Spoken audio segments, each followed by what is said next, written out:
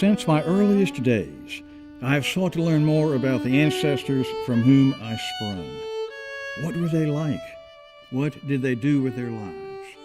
How did they better the world in which they lived? The physical search for answers leads me to the Shaifer House, deep in Claiborne County.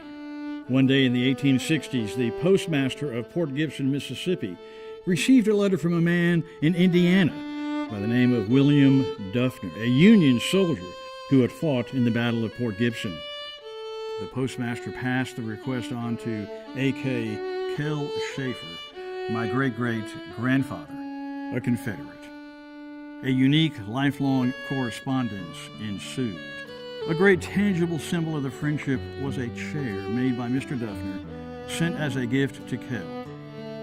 The rocking chair, elaborately decorated with a painted map of the entire Vicksburg campaign, will be displayed permanently at the Museum of Mississippi History in Jackson.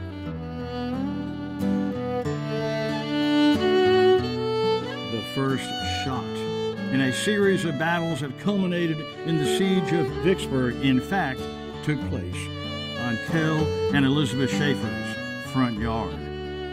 With Kell off fighting for the Confederacy, his wife Elizabeth and two other women remained at home, directly in the path of General Ulysses S. Grant and his army of 24,000 men. The army had crossed the Mississippi River from Louisiana and was marching north. The march would take them right by the Shaifer home, known as Holly Hill. The women frantically tossed household items into a wagon under the bright midnight moon.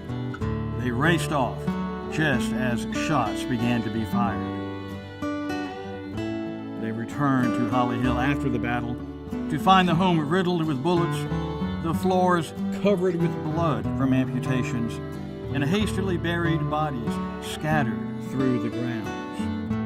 The Battle of Port Gibson destroyed Elizabeth Shaifer mentally and physically. Her health never recovered. Kell returned home after the war to find the graves of his wife and two sons. Rather than succumb to bitterness, Kell opened his heart and mind to reconcile with the men who marched by Holly Hill, who indirectly led to the deaths of his loved ones, while nearly destroying his home. I have honored my great-great-grandfather's spirit during my many visits to the Shaifer home. The house, although just a building, is also to me a great symbol of the power of reconciliation and forgiveness over division and hate.